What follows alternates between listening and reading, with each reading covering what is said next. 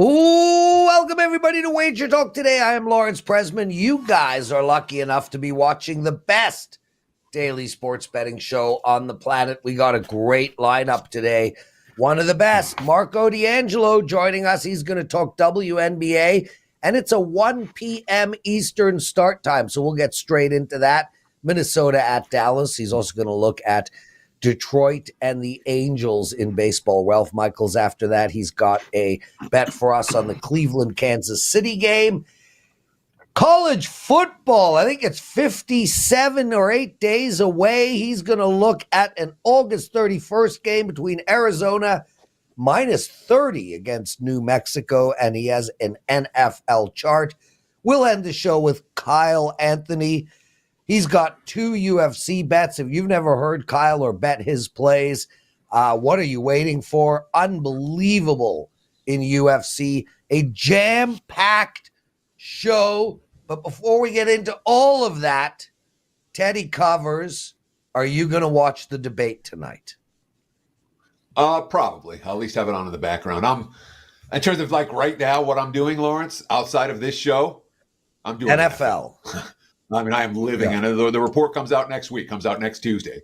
It's crunch time. It's, shit or get off the pot time with a lot of these teams for me. So, yeah, there's the debate will be on probably. How much attention I'm paying to it is debatable, as we say. My big game breakdown is going to be on Cleveland and Kansas City. And, of course, in What Bettors Learned, we'll talk a little NBA draft and what happened last night and how little we should let that affect our opinions about these teams.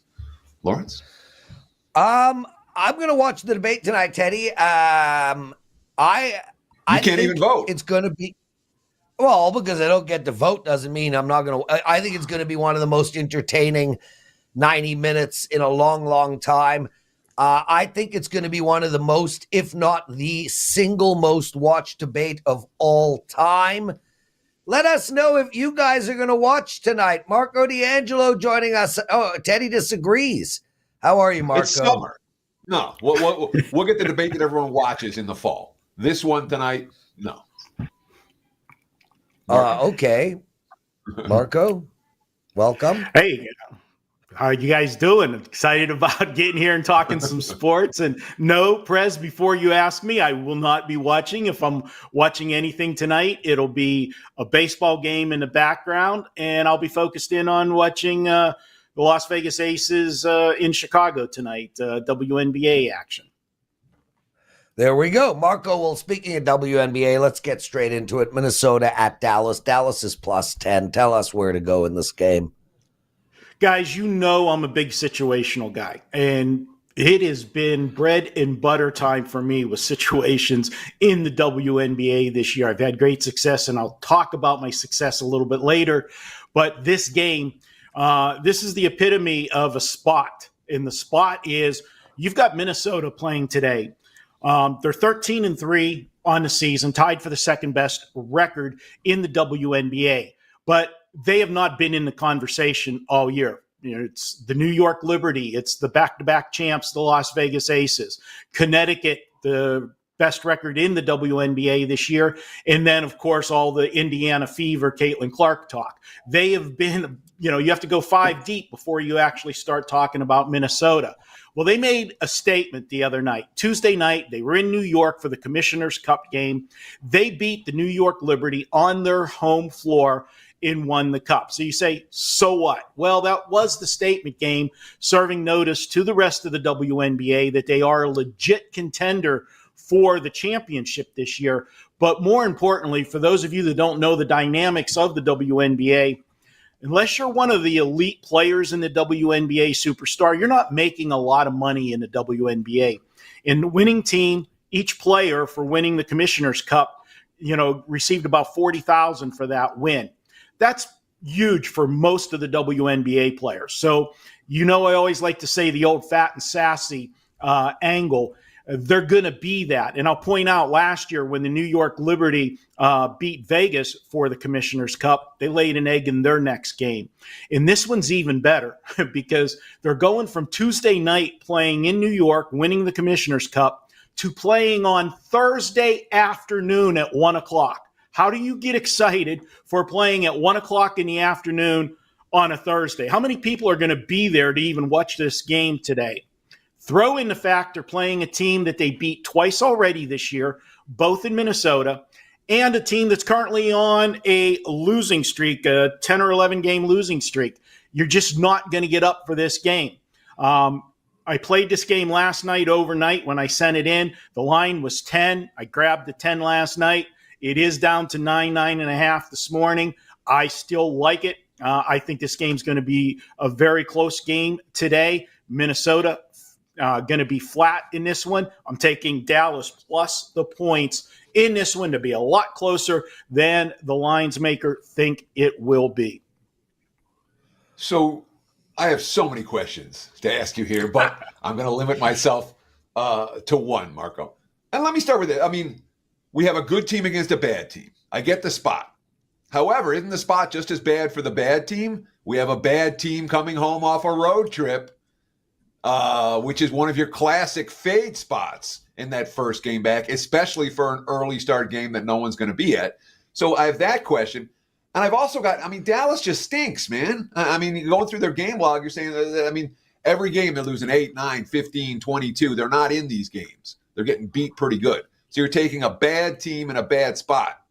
Tell me about it. Two things, and you're absolutely right about coming off the road trip, but there are some caveats sometimes where I will look at something. If you're playing one of the elite teams, you're gonna be up for it, okay? And they've had a couple days off because of the Commissioner's Cup, so they'll be ready for this game. And mentally, coming off the Commissioner's Cup game, like the All-Star break in baseball, even though it's not the exact halfway point of the season, this is kind of the restart to the second half of the season, and everybody comes out. You want to start that second half, on a good note. So good points, Teddy. I love when you fire back my own stuff at me, and it's good when you do that. But those are the caveats why, in this particular situation, I'm looking to, overlook that, so to speak. Marco D'Angelo joining us, everyone, co-founder of WagerTalk. And we got an unbelievable special up for you, Marco. Every time you come on the show, I talk about how great you've been doing. Your winning record is amazing. This calendar year, 2024, has been absolutely outstanding. Your baseball and WNBA are kicking ass. So we got a special sent to us. $569 is the regular price for Marco's baseball season. We're going to discount that by $100, make it $469, and we're going to throw in his WNBA on the house. Marco, tell us and the clients why people should invest $469 and join you for the rest of baseball and WNBA.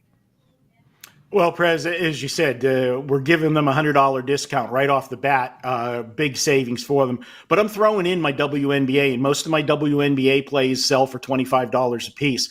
I can tell you this much. If you're looking for WNBA action every single day, you will not get that from me. I've made 11 plays this season. We've won 10 of the 11. I'm doing situational spots when they come up. As I told you guys in an earlier show this year, I'm doing a lot of coverage here locally, radio-wise in Las Vegas with the WNBA because of the Aces, and I'm a season ticket holder, so I'm watching all these games. I'm trying to turn that into a profit as I'm going to go watch these games and enjoy them. We got to make money. That makes the games even more enjoyable. So you'll get all of the plays that I release to my clients as a free bonus when you buy the baseball. There we go. Take advantage of that offer, everyone, and win some money with Marco D'Angelo. Marco, the Tigers are playing the Angels today. You have a first 5 bet for us. What is it? Yeah, the Tigers are beginning a 10-game road trip tonight. And as Teddy pointed out in the last segment, how I like to go against teams their first game back home off a road trip, I also like to go with teams starting a road trip. You know, you're going out on the road for a long period of time. You want to get things off to a good start. You're generally the most focused out of the gate in that first game. And they're going to be playing an Angels team. Yes, I realize this Angels team has won 3 in a row, but pump the brakes. It was against the A's, okay? That's nothing to write home about. The Tigers are sending Jack Flaherty to the mound today. His last 4 starts, guys, which has encompassed 22 and change inning-wise, he's allowed a grand total of 1 run. 1 run over 4 starts. He's going to be facing... And the other part of it is this season, you hear me talk about strikeout to walk ratio and everything. An insane 108 strikeouts to just 13 walks on the season. Wow. This guy's been in full command from the beginning of the season all the way through. Now he's going to be facing Davis Daniel for the Angels. He just got called up from Salt Lake. He's going to be making his first career start. And it was funny that Teddy cross-examined me with throwing stuff at me. I already had this set into my breakdown here. I'm going to do my Teddy impersonation before he does it to me in this game. So, Marco, you've got a guy making his first start in Major League Baseball. Aren't you the guy that always tells us the pitcher has the advantage over the hitters the first time through the league? Why are you going against them? Can you explain that? Well, Teddy, as usual, that was a great question on your part, and I'll explain why. Because this guy is not getting the call up because he deserves it. He's getting the call up because they have nobody to pitch. All right. Their starting rotation is decimated with injuries. Sandoval's out for the season with an elbow. Siriano is still on the injured list with an abdomen injury. They had to call a guy up from Salt Lake that's 27, and he's making his first career start. When you're still 27 and you're getting your first major league start, there's a reason for that. His ERA at Salt Lake this year was 5.69. Okay, nothing to write home about. And all I got to do is get 1 run off of him because Flaherty's not giving anything up. I'm going to go ahead and take Detroit minus a half a run, first 5 innings. We're taking the bullpens out of the equation. By going first 5 innings, we take a big favorite down to minus 120, and that's where we were at. And a little stat on the Angels this year against AL Central opponents, which that's where the Tigers are from. 2-11 this year, straight up against the AL Central. Give me the Tigers, first 5, minus a half. So, Marco, last time you were on the show, you were dealing, you were a trooper. You were dealing with COVID issues, and you came on, and I was trying to take it easy on you. Today, you seem to be much better. There's no way I'm going to take it easy on you now if you're going to ask. That being said, I mean, my basic question, your follow wasn't my follow. My basic question is this. Detroit stinks, all right? It's like the Dallas Stars or the Dallas whatever, the Wings in the WNBA. Wings. You're betting on a bad team, all right? Detroit is what? They're 3-7 in their last 10 ball games. It goes back further than that. This team, I think now, something like 8-17. I mean, it's been a steady decline for Detroit over the last month or so.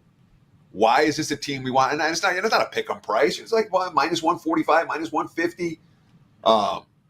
There's juice to be laid here. Or you're laying a half a run, you're asking a bad team to do something that they've struggled to do of late. So talk to me about Detroit and whether they are worthy of laying any kind of price with. Well, obviously they are a bad team, Teddy. I'm not going to argue that fact with you. But when I look over at the other side of the ledger, as bad as you may say that Detroit is, they're 4 games better than the Angels. Okay. So they're playing another bad team, and it is such an absolute mismatch as far as the starting pitching goes. And with what I feel we have is an edge in pitching to get it where I only have to beat them over the first 5 innings. I'm not actually asking them to win the game. I'm asking them to get me 5 innings, and I'm only laying $1.20. To me, I think that is a bargain as versus going the full game in laying the price with the Tigers. I would agree with you there. And it's just hard to step in front of a guy that has been as good as Flaherty has been. And on the road this year, ironically, his 8 road starts, they're 6-2 in his 8 road starts this year. So I'm going to go ahead and take the first 5 there, but I can't argue with you that they're not a good team, and you'll go broke in baseball if you, on a regular basis, lay a number of, north of 140 with a bad baseball team. Marco D'Angelo, thanks for joining us, brother. Guys, take advantage of that promo. $469. You get the rest of Marco's baseball all the way till the champion is crowned, plus his WNBA, and he is 10-1 this season in WNBA. Awesome stuff. We got a big show still happening. Ralph Michaels will be joining us. Kyle Anthony at the end of the show. Teddy's big game breakdown. Before we get into that real quick, Andrew Waj mentioned that The Bear came out season 3. If you guys have not watched that show, season 1 and 2, it is spectacular. One of the best written shows on television. Tight dialogue. Just an exceptional show. So make sure to check that out. And if you guys want a show to watch with your family, your wife, your children, we just finished Acapulco. It's on Apple TV.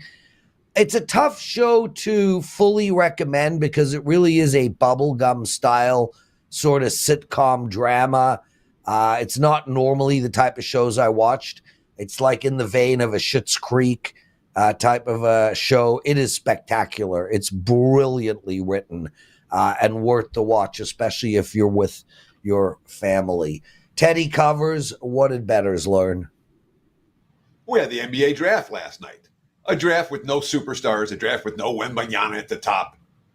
I started thinking about number 1 picks and what the number 1 picks have done and what the NBA draft has done. And of course, I went back 2008, Derrick Rose, then Blake Griffin, John Wall, Kyrie, Anthony Davis, 5 straight years we had a dominant player go number 1.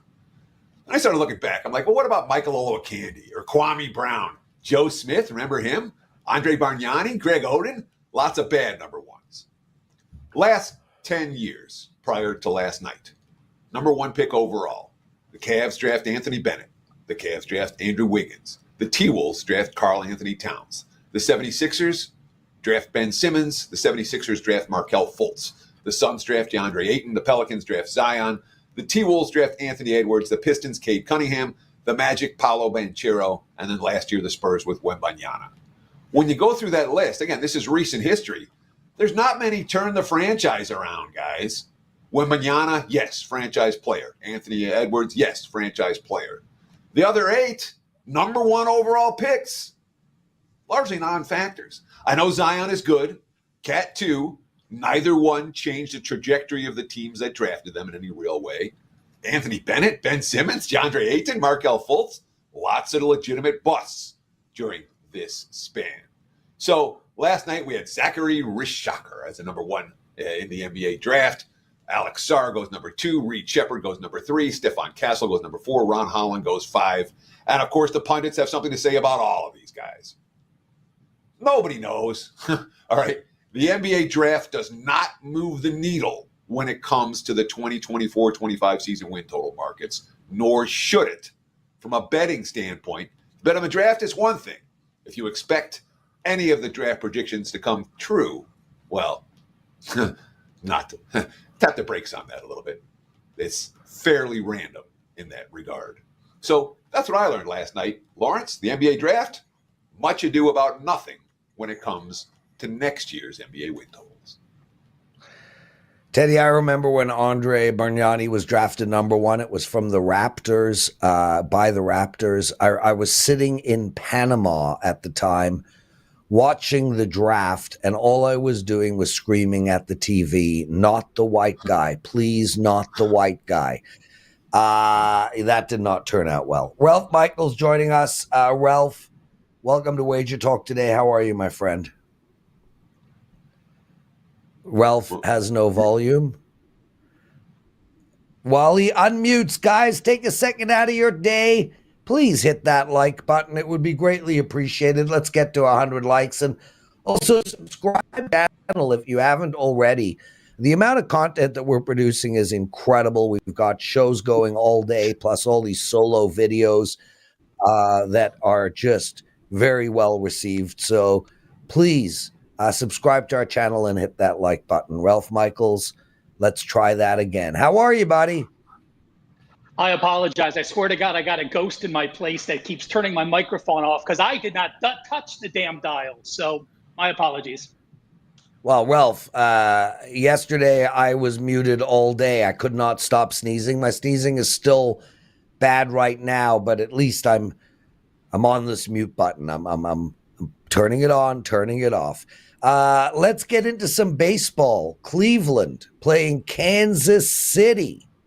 Minus 115 on the money line for the Guardians. Where are we going here? That's two mistakes I made today. Number one, muting my mic. Number two, using a game that Teddy's going to talk about. So my apologies, Teddy. I did not see that. But I like the Indians here, minus 115. Listen, I love watching this Indians team. They're young. They're exciting. They are cohesive. When you look at the Indians as a favorite or a dog to minus 160, they are the number one most profitable team in MLB action, plus 24.5% ROI. FYI, the Brewers are number two at plus 15.7. When you look at the Guardians against teams with a winning record, they are number one in ROI in MLB action. And listen to this, they're 17-4 as a small dog or a favorite against teams with a winning record. And here's a shocker, the number two team, guys, is actually the Colorado Rockies. They are 14-14 as a small, with an average line of plus 172 against teams with a winning record. Back to talk about Cleveland, though. They're 13-4 off a loss when they're a pick or a favorite. They're 14-6 in game number one of a series as a pick or favorite. They're batting 275 the last 10 days, averaging 5.9 runs per game. And you look at the Royals. The Royals started off the season 34-19, but since May 25th, they're only 10-19, and two of those wins was as a favorite of minus 200 or more. So excluding that huge favorite mark, they're only 8-19 since May 25th. They are 2-8 after a win, including 5 straight losses, and they're 2-7 in game one of a series, and one of those wins was as a 250 favorite. Now, we actually have a starters. I give the starters edge to Waka. But when you look at the bullpen, when you look at the current form, when you look at how they're hitting, the edges there go to the Cleveland Guardians. I will take the Guardians minus the $1.15. So, Ralph, I too am going to make a case for Cleveland in my big game breakdown in just a few minutes. That being said, it did not make my client card for one reason and one reason only, and that's Waka. You talked about how you thought Waka was the better starting pitcher here. He's got a great track record against the Guardians. Current Guardians hitting 133 against him in their respective careers. Waka came off the DL last time out and was pretty dominant against Texas. We're talking about a pitcher that hasn't given up more than 2 earned runs in any start since the first week of May. Is this a guy we really want to fade? Teddy, I have the exact same situation as you. It did not make my card because of Waka. You know what I mean? But Yep, okay. I still think there's value on the play because of the bullpen, because of the way they're hitting. You know, you look at Waka. Let's remember this, though. You know, he pitched the last day in May 31st, and then he was on the IL until he faced Texas on the 22nd of June. So this is only a second start. So if he had pitched continuously, I would certainly not be fading him. But he pitched one game on the road at Texas, and now he's returning home against hot bats. So I will wait to see. So because of that gap in there, I am, you know, it made a best bet for the show.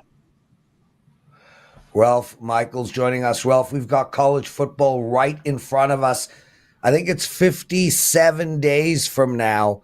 You want to talk about a game on Saturday, August 31st, Arizona laying 30 points against New Mexico. How do you suggest we bet this? And should we be betting it now? Yeah, I don't think this line is going down. I like Arizona minus the points. I don't see any reason to back New Mexico. And let me make my point on this. First, let me give credit to Jed Fish. He took over after an 0-5 COVID year, said, I'm not going to change much. I'm going to recruit. He went 1-11 his first year, went 5-7 last year, 2 years ago, and went 10-3 last year and got him to the Alamo Bowl. Well, when you have that type of success, you get poached. He went off to Washington. Coming in, filling the spot is Brennan from San Jose, a coach I like. But look at that Arizona team. Last year, they went 10-3.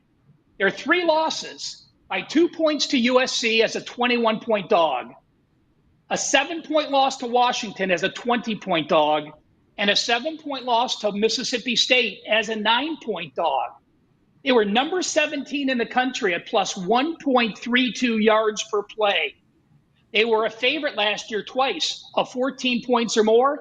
They covered both of those by 10 points per game. This year, they returned 15 starters, 8 on offense, 7 on defense. They are number 28 in returning production.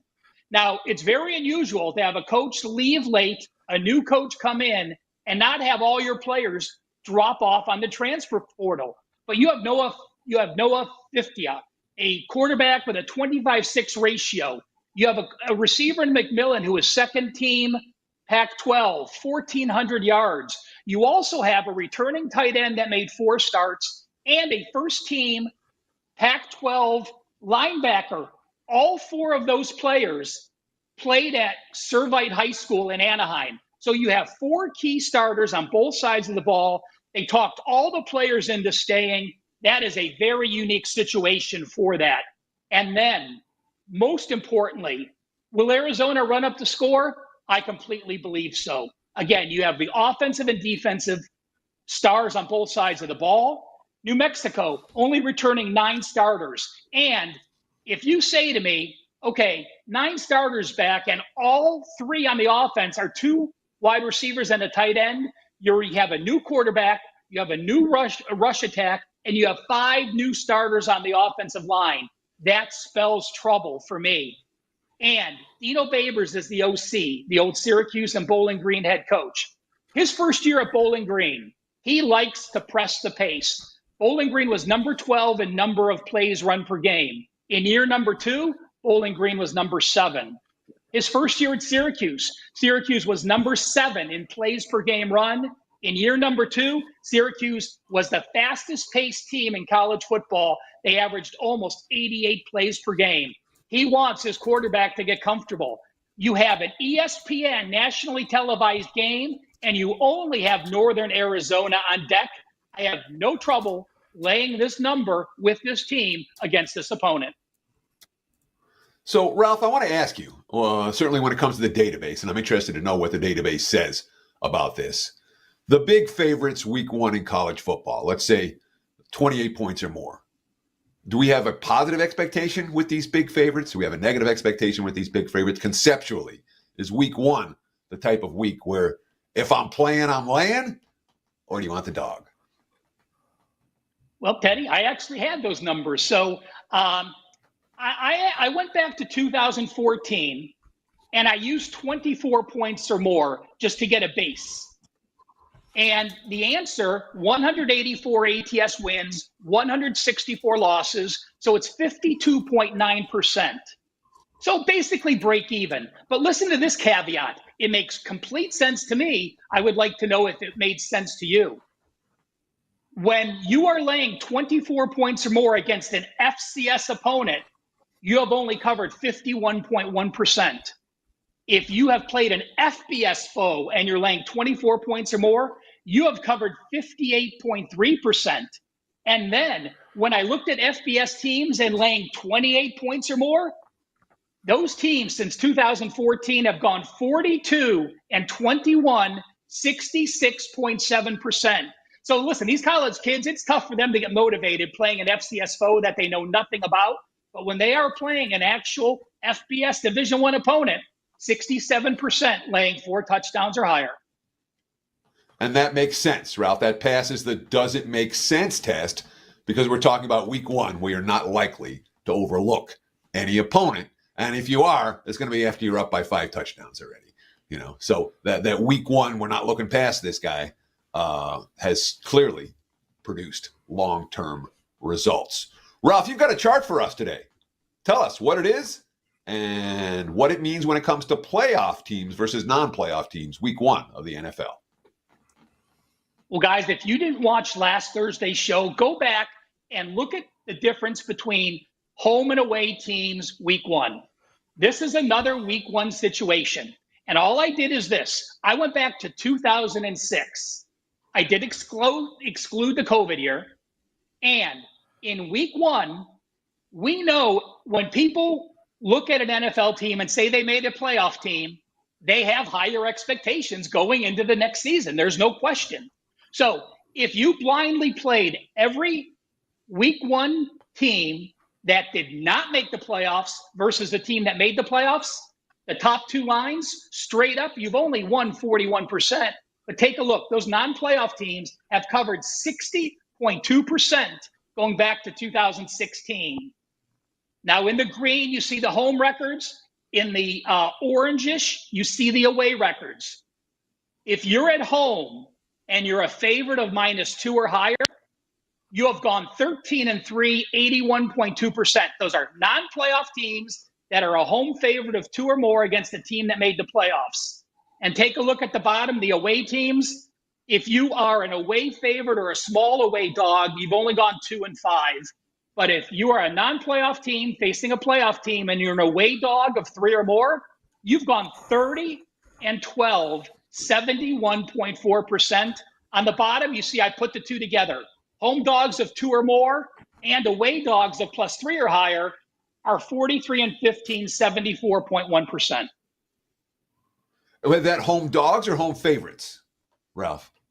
You see, Teddy, I took the lines that were best. So the home line of -2 is they are a favorite of 2 or more. And the other home line is a favorite of 1 or a pick'em or a home dog. So they're not a home favorite or a home dog. I used a -2 as the division line because that's where the clean break was between the two sets of data. Ralph Michaels joining us. Ralph, I'm curious to know, I mean, we can't discuss it on this show right now, but, one of the angles I really love betting, and especially in hockey, is these teams that lose in the playoffs. Like Buffalo Bills or, the Bengals lost this year or whatever. In their first game back, are they covering more than not? Because logic would assume these teams are hungry. They've had a bitter taste in their mouth for a long time. It's an angle I like to look at regularly. So just curious about that. Okay, brother, what do you got to promote? Well, I made a third mistake. Father's Day was a couple weeks ago. Last year, my son and I had a father and son special for Father's Day. Buy a month, get one free. A couple people reached out to me, said, hey, why didn't you have that this year? So we threw it up now. You go on my homepage or Jeff's homepage, you get both. Him and me for 30 days for $299. So you're basically getting us for $5 each per day. Check it out, wt.buzz/RM. Wonderful stuff. And last question, Ralph, before you run, one of our listeners, Javier, wants to know when your NFL and NCAAF guide will be coming out. Well, I'm doing some top 25 videos for the Gold Sheet. So the Gold Sheet and I are combining some efforts, and we're going to put out some NFL information next week and the college football in a few weeks. So keep tuned to that. The top 25 videos will be starting next week. We've done a couple already. They're so much fun, and I'm really having a blast doing them. Brilliant stuff. Ralph Michaels, everyone. Awesome. So while Ralph was talking, Teddy and I were slacking each other, and I'm like, Teddy, no follow-up on this one game. We got to get the show moving. And Teddy's like, no follow-up? You bitch about baseball. You bitch about football. What the hell do you want to talk about? My response, if I had my way, politics. But I can't. But I want to so bad. That's my passion.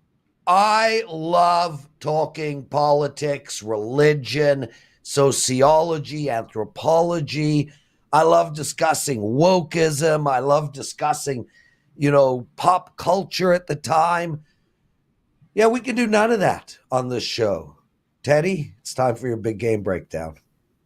It certainly is, Lawrence. And you can always do another show that's all politics all the time. No, Not I this can't, one, Teddy. This. I would, could? half the people would end up hating me. The problem right now is that everything is so polarizing. You say one thing, 50% of the people scream and yell at you. You say that, these people scream and yell at you. Yeah, I can't do it. But I want to, but I can't. But I want to, Lawrence, but I can't. more than half the people hate you already. It's not going to make any difference in that regard. Let's talk big game breakdown. And of course, I'm focused on football right now. Not going to lie. My NFL win report comes out next Tuesday. The report's been nothing short of outstanding. 150 over the 23 years, 67% winners. And of course, the big tickets, the 5% big ticket reports, 16-4, 80% during that span. So yes, I'm focused on NFL right now. But we're still doing baseball every single day. And I want to talk about the Guardians and Royals, the two most surprising teams to the upside in the AL this year. That said, Ralph talked about earlier, one of them's coming back to earth. A month ago, the Royals were 34-19 and riding an 8-game winning streak. They're 10-19 since. They're coming off a win. They're 2-7 off their last 9 wins. They won yesterday against Miami. The bats are ice cold. We're talking about 2.1 runs per game during their last 10. They're no contender. They've only got one direction to trend in, and that's down. Guardians lost their last game. They're 8-3 the last 11 tries off a loss since early May. Bet on. They're still 7-1 their last 8 overall, winning. We look at the 50-plus win teams this year. Yankees, Orioles, Dodgers, Phillies. No shocker. Guardians are. Why are they here? The bullpen's been great. Best bullpen in baseball. Starting pitching, better than expected. And they've been scoring runs. Last year, 4th worst in the majors, 4.1 runs per game. This year, number 3 in the majors, 5.1 runs per game. The 3rd lowest strikeout total. They're just putting the ball in play. The markets don't love Ben Lively. His advanced metric stats are mediocre at best. He doesn't notch strikeouts. He doesn't need innings. He hasn't finished the 6th in any June start. That said, I love pitchers like Lively who don't get the advanced metric respect. The Guardians 6-1 his last 7 trips to the hill. And in 12 starts this year, he's given up 3 runs or less 11 times. Allowed 4 runs once. Never once has he been truly lit up. KC, I worry about Waka. He's good. But they're 0-3 in his last 3 starts and 5-8 with him on the hill for a team that's 6 games over 500. And again, bullpens, number 1 bullpen versus number 27 bullpens. Even if everything else is even, Cleveland has the edge. Short chalk worth laying. Guardians are pass for this better. There's your big game breakdown. Back to you, Mr. Prez. There we go. Both Ralph Michaels and Teddy covers like the Cleveland Guardians. Ralph liked the Cleveland Indians, for the record. Teddy likes the Cleveland Guardians. Somebody in the chat room said nobody calls them the Guardians, Teddy. Let's bring Kyle Anthony in. You do. Kyle, what up? What's up with this smug look? What's going on, dude? You had a big night last night? You got a woman downstairs? What's going on? I'm just enjoying the show, Prez. I'm just enjoying the show. You're such a great host and captivating. And I'm just really glad we're not talking about politics. So that's good. That's why I'm smiling, pretty much. Kyle, before we get into your picks, I watched a movie last night that I think you would enjoy a lot. It's called Life After Fighting. Life After Fighting. It's with a gentleman named Bren something or other, an Australian movie. The fight scenes were as good as you'll ever see in your life. It is literally an ode to Taekwondo, Muay Thai, Brazilian Jiu-Jitsu.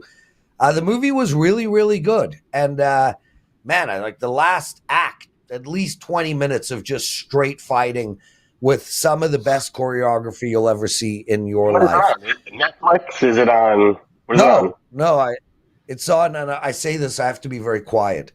My Flixer. Or okay. You know, Okay. All right. Gotcha, Okay, brother. gotcha. So I want to talk Arlovski first. We're going to swap these around, and Teddy can go into the Anthony Smith. How old is this guy? 45. Oh. I think his debut was, I think, UFC 30 or somewhere around there, and we're at UFC 303. So that's he's been there for the ride. He's been there for the ride. Yeah. And he still has the fangs going? He gave up the fangs a while ago. He's a little more tempered at this point. We'll get into some of that, but that's he's a little bit more relaxed out there than usual.